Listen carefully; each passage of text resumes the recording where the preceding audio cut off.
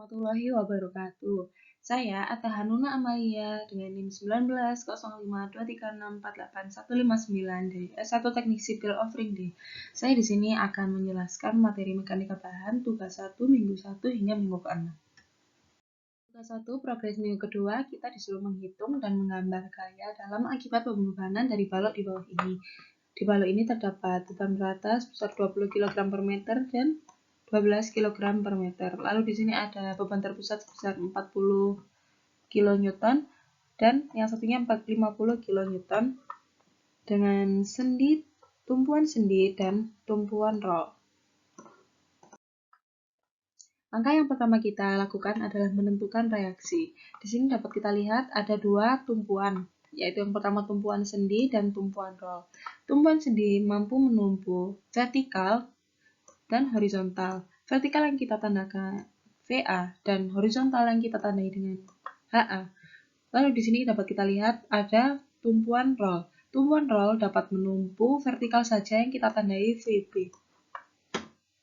Lalu di sini ada horizontal N 45N. Di sini juga ada 45N horizontal. Kita dapat menentukan besaran VA dan VB dari rumus sigma M sama dengan 0. Yang pertama kita cari adalah VA. Karena kita mencari VA di sini, maka yang kita pakai sebagai patokan adalah titik B. Yang pertama kita lakukan adalah melihat di sini VA sejauh 8 meter dari titik B. Dan karena arahnya menuju searah jarum jam, maka dapat kita tuliskan di sini positif sehingga 8 VA. Kemudian di sini ada Q2, beban berata sebesar 20 kg per meter dengan panjang 8 meter. Lalu jarak titik B menuju titik pusat Q2 adalah 4 meter.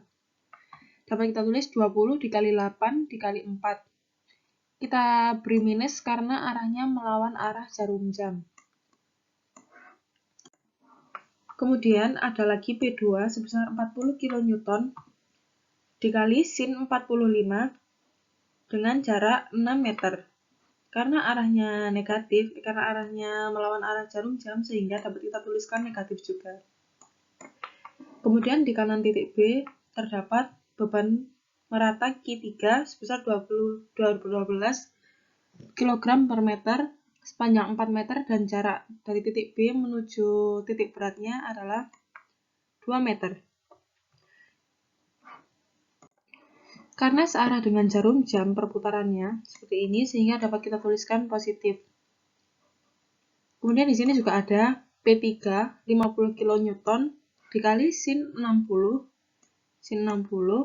dikali jaraknya dari titik B menuju P3 adalah 2 meter. Lalu tinggal dihitung secara matematis hingga didapat VA sama dengan 78,4 kg. Kemudian kita akan menghitung VB. Karena kita menghitung VB, sehingga yang kita pakai adalah titik A. Di titik A sendiri, jika kita lihat ke kanan, di sini ada Q2 20 kg per meter sepanjang 8 meter dan jarak ke tengahnya adalah 4 meter. Karena searah dengan jarum jam seperti ini, sehingga dapat kita tulis di sini positif. Kemudian di sini ada P2 40 kN dikali sin 45 dengan jarak 2 meter dari titik A. Karena searah jarum jam juga, maka kita tulis di sini positif juga. Lalu di sini ada beban merata Q3 sebesar 12 kg per meter. Dengan panjang 2 tambah 2 sama dengan 4. Kemudian jarak ke tengah Q3 adalah 2 ditambah 6 ditambah 2 sehingga 10. Karena searah dengan jarum jam juga, maka kita tulis positif. Kemudian yang terakhir di sini ada P3 dikali dengan sin 60 dikali jaraknya yaitu 10 meter. Kemudian di sini dikurangi dengan VB dikali jaraknya dari titik A yaitu 8 meter. Karena melawan arah jarum jam, maka kita tulis di sini negatif. Kemudian kita hitung secara matematis, kita peroleh VB sama dengan 201,5 kg. Kemudian yang terakhir kita lakukan di sini adalah mengecek apakah VA dan VB-nya sudah benar atau belum. Yaitu kita dengan menjumlahkan VA dan VB dikurangi dengan semua gaya vertikal yang menuju bawah. Jika sama dengan 0, maka VA dan VB sudah benar. Setelah mengetahui besar VA dan VB, kita dapat menggambar bidang D.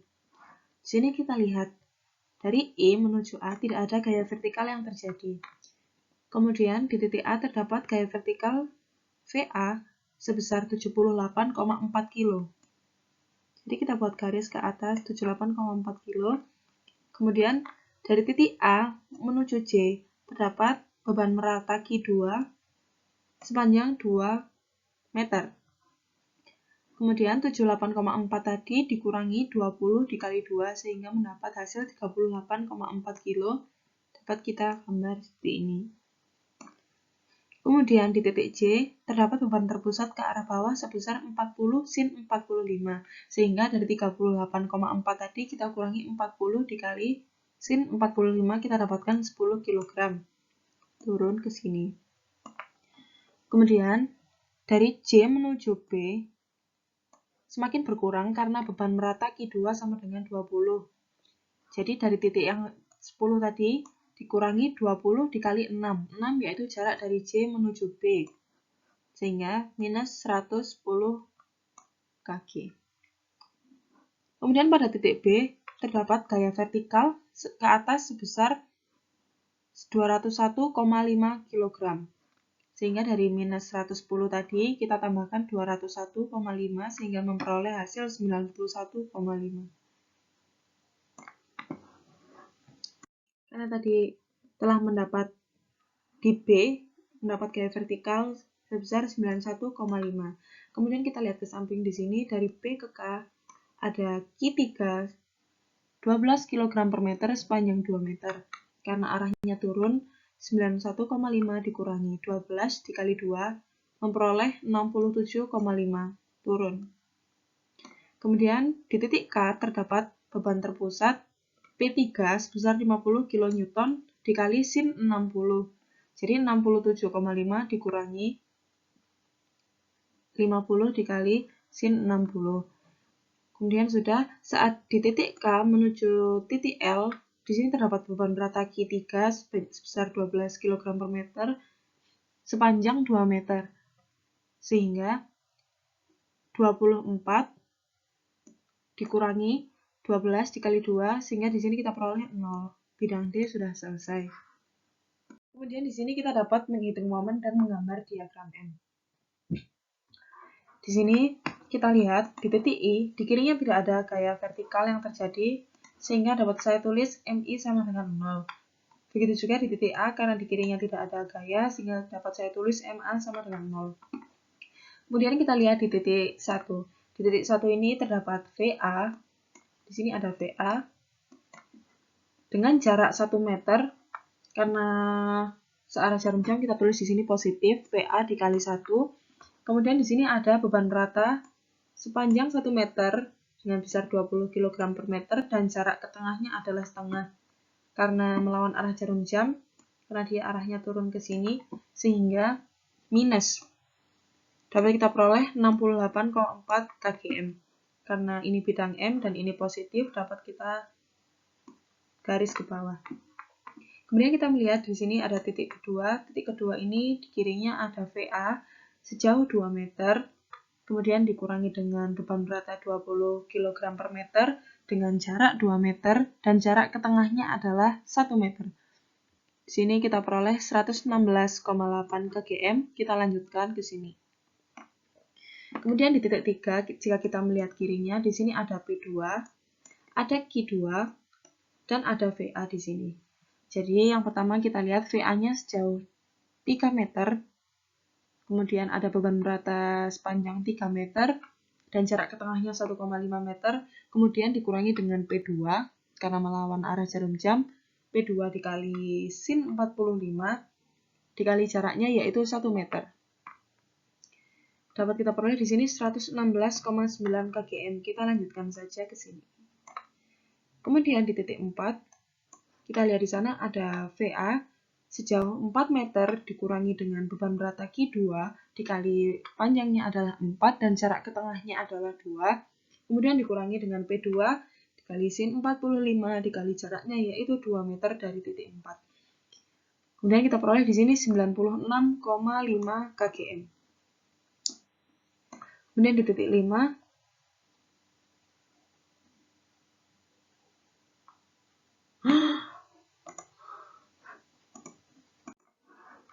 kemudian di sini di titik 5 dapat kita lihat ke kiri, di sini ada VA sejauh 5 meter, kemudian dikurangi Q2 dengan jarak 5 meter dan jarak ke tengahnya adalah 2,5 meter, mohon maaf ini salah, terus dikurangi dengan P2 sebesar 40 kN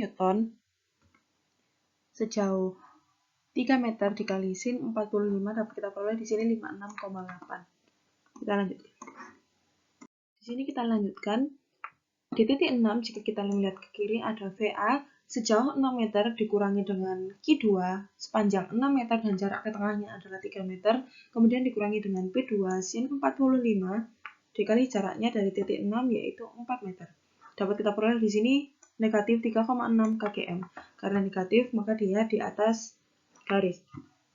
Kemudian di titik 7 sini, jika kita melihat ke kiri ada VA sejauh 7 meter dikurangi dengan Q2 dikali 7 dan jarak ke tengahnya adalah 3,5, kemudian dikurangi dengan P2 sin 45 dan jaraknya dari titik 7 adalah 5 meter.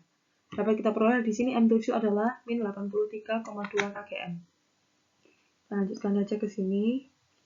Kemudian di titik B kita tetap melihat kiri, yaitu VA dikali 8, jaraknya adalah 8, dikurangi dengan beban rata Q2 dikali panjangnya 8 meter dan titik ke tengahnya sejauh 4 meter, dikurangi P2 sin 45 dan jaraknya adalah 6 meter dari titik B. Kemudian kita peroleh di sini minus 183,2 kgm. Kita lanjut ke sini. Kemudian di titik B KL, karena ini sudah batang baru, maka kita melihat ke kanan. Jika di titik K, maka kita lihat di sini ada beban rata Q3 12 kg per meter sepanjang 2 meter dan jarak ke tengahnya adalah 1 meter. Karena ini melawan arah jarum jam, maka di sini kita tulis negatif. Jadi di sini minus 24 kgm. Seperti ini. Kemudian di titik L, karena kanannya tidak ada apa-apa sehingga sudah 0. Turun seperti ini habis. Kita akan menghitung asal nilai pada bidang N. Di sini kita menggunakan asumsi jika negatif tekan, jika positif adalah tarik untuk gambarnya. Di sini kita menghitung, kita bagi menjadi dua batang. Ini adalah batang 1. Batang 1 di sini. Jadi dari potongan sini, ke kiri sana, bidang 1.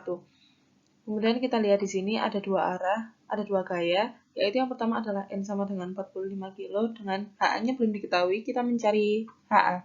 Di sini karena nanti jika dijumlah sama dengan 0, maka nilai HA sama dengan nilai N yaitu 45 kilo. Tekan. Kemudian batang kedua itu yang kanannya sini ke sana.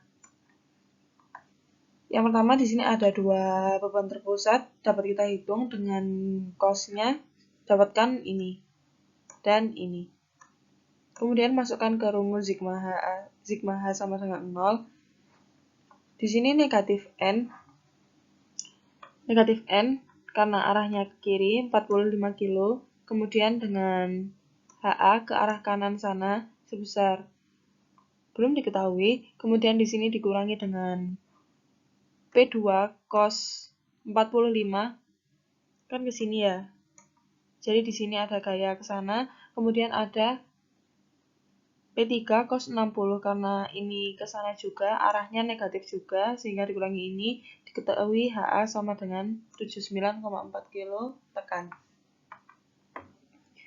Jika dijadikan satu, gambarnya akan menjadi seperti ini. Kemudian tugas satu selanjutnya adalah progres minggu ketiga. Di sini diketahui profil seperti di gambar. Kemudian kita diperintah untuk menghitung besaran, luas, suhu berat dan titik berat, statis momen penampang maksimum, dan statis momen penampang minimum. Yang pertama adalah kita menentukan luas penampang tersebut. Di sini saya bagi menjadi 3 bagian, yaitu 1, 2, dan 3. Kemudian kita peroleh dengan A1 dikali panjang kali lebar biasa. Kemudian dijumlah A1, A2, dan A3 dengan diperoleh A sama dengan 1700 mm². Kemudian di sini kita akan mencari sumbu berat dan titik berat. Yang pertama adalah sumbu X. Jika sumbu X itu adalah luas bidang dikali dengan jarak titik berat bidang menuju ke horizontal paling bawah sini. Jadi yang pertama, karena ini adalah bidang pertama, luasnya 4500 dikali dengan jarak titik beratnya menuju paling bawah sini, yaitu sebesar 292,5. Kemudian ditambah dengan bidang 2 adalah yang memanjang ini bidang 2, dengan luas 2700 dikali dengan jaraknya titik tengah sini, titik beratnya menuju paling bawah sini, panjang 150. Kemudian bidang ketiga adalah yang paling bawah ini, luasnya adalah 4500 dikali dengan 75, yaitu jarak titik beratnya menuju ke paling bawah. Kita peroleh di sini Y sama dengan 150 mm. Maksudnya Y di sini adalah tinggi sumbu X adalah jika dari vertikal ke sini adalah 150. Sehingga nanti sumbu X-nya bisa kita gambar seperti ini, sumbu X.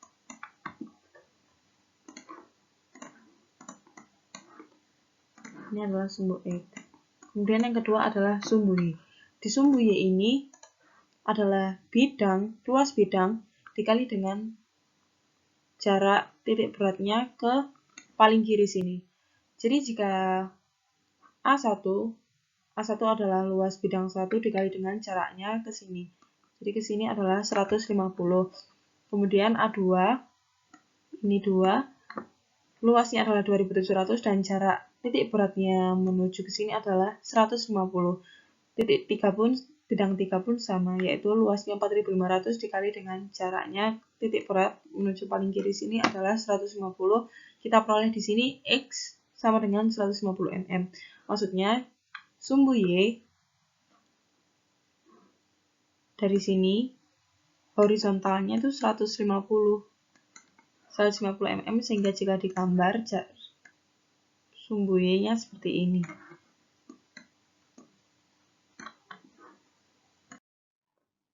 Kemudian kita akan mencari momen statis. Di sini momen statisnya kita hitung atas bawah sumbu X, kanan kiri sumbu Y. Yang pertama atas sumbu X.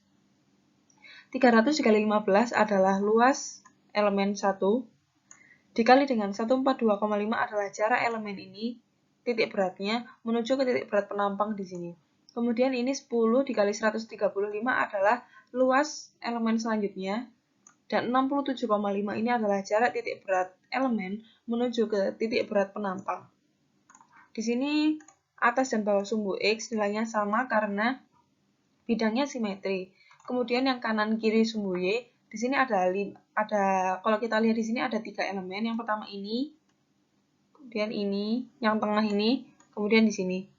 Yang pertama ini adalah elemen yang tengah, 5 dikali 270 adalah luasnya, dikali 2,5 adalah jarak titik berat penampang elemen itu, dikali jarak ke titik berat penampang.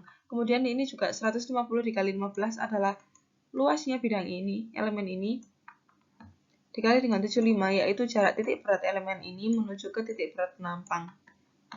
Sama, karena ini besarnya sama ya dengan ini. Kemudian diperoleh hasil seperti ini. Kanan kiri sama karena bentuknya simetri. Di sini dapat kita ketahui momen statis maksimum adalah yang paling besar, yaitu 732.375 mm pangkat 3. Kemudian momen statis minimumnya yang paling kecil adalah yang ini. Kemudian tugas 1 progres minggu ke-5. Di sini kita disuruh mencari momen inersia maksimum, minimum, arah sumbu utama penampang, dan momen inersia penampang apabila penampang diputar 30 derajat searah jarum jam. Langkah pertama untuk menemukan, nanti kita akan mencari momen inersia maksimum, minimum, dan sumbu utama. Kita perlu mencari momen inersia terhadap sumbu X, terhadap sumbu Y, dan terhadap sumbu XY. Yang pertama, yang terhadap sumbu X, Di sini dapat kita lihat ini rumus inersia untuk persegi panjang. 300 ini adalah lebarnya, 15 ini adalah tingginya. Ini sama, ditambahkan ketiga bidang, ini ya, tambah 3 bidang ini. Kemudian ditambah dengan 4500 ini adalah luas elemen itu, dikali dengan 142,5 pangkat 2 ini adalah jarak titik berat elemen menuju ke titik berat penampang. Ini ketiga bidang juga ditambahkan seperti itu, hingga kita peroleh hasilnya adalah ini. Di sini negatif 142,5 karena dia berada di bawah sumbu X.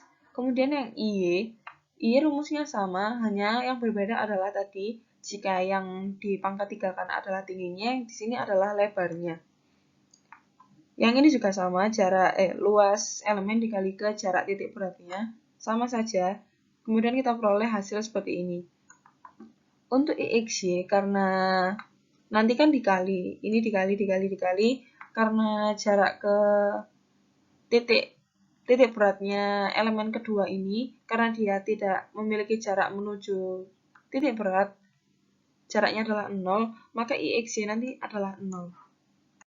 Setelah kita peroleh momen inersia terhadap sumbu X, terhadap sumbu Y, dan terhadap sumbu XY, maka kita dapat mencari momen inersia maksimum dengan memasukkan ke dalam rumus ini. Nanti diperoleh maksimumnya seperti ini. Untuk yang minimum, rumusnya sama saja dengan yang maksimum, yang berbeda hanya negatifnya. Kemudian di sini arah sumbu utama penampang. Di sini rumusnya adalah ini. Nanti saat di sini kalau misalnya di sini ada angkanya, kita pakai arch. Kemudian di sini perputaran untuk mencapai momen inersia maksimum sebesar 0 derajat. Sumbu X1 dan Y1 tidak perlu diputar, itu sudah momen inersia maksimumnya. Kemudian di sini adalah momen inersia penampang apabila penampang diputar 30 derajat searah jarum jam. Tinggal kita masukkan ke rumus ini. Ini untuk IX-nya. Untuk IX-nya, setelah kita masukkan rumus 30 derajat searah jarum jam ini, kita peroleh ini. Di sini, karena penampang diputar searah jarum jam, maka di sini adalah negatif. Sehingga nanti masuknya di sini negatif juga. Kalau misalnya nanti diputar berlawanan dengan arah jarum jam, maka ini tidak negatif. Di sini rumus untuk IX1 dan Y1 sama saja, yang berbeda hanya ini negatifnya. Kemudian di sini jadi positif. Caranya sama saja, kita peroleh ini. Jika sumbu X dan Y diputar sebesar 30 derajat, akan diperoleh X1 sebesar sekian dan Y1 sebesar sekian. Progres minggu ke-6 ditanya, apabila N bekerja tepat pada titik berat penampang, hitung dan gambarkan tegangan majemuk yang terjadi pada potongan II, tumpuan A, dan tumpuan B. Di sini untuk nanti masukkan rumusnya, karena menggunakan NA juga. Di sini NA ini adalah gaya normal yang terjadi pada titik tersebut, sehingga di sini NA adalah gaya normal yang terjadi pada tumpuan A, ini gaya normal yang terjadi pada tumpuan B, dan NII adalah gaya normal yang terjadi pada potongan II. Di sini saya lupa menambahkan tumpuan II terjadi di sini.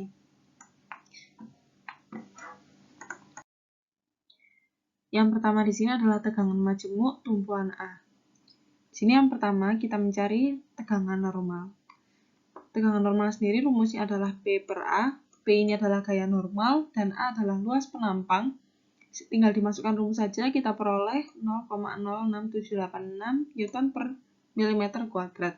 Kemudian di sini rumus tegangan lentur adalah M. Momen di sini adalah momen pada titik tersebut dapat kita peroleh dari bidang M yang telah kita hitung tadi. Y ini adalah sini adalah Y. Ini adalah Y. Kemudian IX sudah diketahui. Di sini karena momen pada titik A adalah 0, maka rumus tegangan lenturnya tidak ada. Jangan tegangan majemuk itu adalah penjumlahan dari tegangan normal dan tegangan lentur. Karena tegangan lenturnya 0, maka di sini hanya ada tegangan normal tekan sebesar 0,06786 Newton per milimeter kuadrat. Kemudian ini ada tegangan majemuk di tumpuan B. Yang pertama kita hitung adalah tegangan normalnya. Seperti tadi, tinggal masukkan rumus P per A, kita peroleh hasil ini. Kemudian untuk tegangan lentur, sama seperti tadi, sini adalah Y-nya, 150 ini. Terus momen pada tumpuan B adalah ini, nmm. Kemudian di sini IX-nya tinggal kita masukkan, dapat kita peroleh hasil seperti ini. Terus kita menghitung tegangan majemuk. Di sini ada dua, yaitu tegangan A dan tegangan B. Tegangan A ini yang di atas, tegangan B itu tuh yang di bawah ini. Jadi kalau nanti yang di tegangan majemuk yang gambar yang ini. Ini lentur, ini normal. Untuk yang atas, yang tegangan A, di sini yang saya taruh depan adalah yang lentur karena di sini lenturnya lebih besar. Di sini dikurangi karena di sini adalah tarik, kemudian gaya normalnya di sini adalah tekan, sehingga diperoleh tegangan majemuk tarik sebesar 1,33505 Newton per mm kuadrat. Kemudian untuk yang B yang bawah di sini, ini karena di sini lenturnya adalah tekan dan normalnya adalah tekan, maka di sini ditambahkan. Kita dapat hasil seperti ini, sehingga digambar pada tegangan majemuknya tekan sebesar sekian. Kemudian tegangan majemuk pada potongan II. Di sini sama juga seperti tadi, tinggal kita masukkan P per A, kita peroleh tegangan normal sekian. Kemudian untuk tegangan lenturnya, kita peroleh hasil ini. Kemudian pada tegangan majemuk, karena ini adalah momen positif, sehingga arahnya yang bawah adalah tarik dan yang atas adalah tekan, maka yang tegangan A di sini adalah positif karena ini tekan, ini tekan kan, yang normal juga tekan. Di sini tidak terlihat ya, sebenarnya ini karena angkanya terlalu jauh. Jika dijumlah akan mendapat majemuk 0,94682 Newton per mm kuadrat, ini tekan. Kemudian yang bawah, tegangan B, di sini negatif karena ini tarik.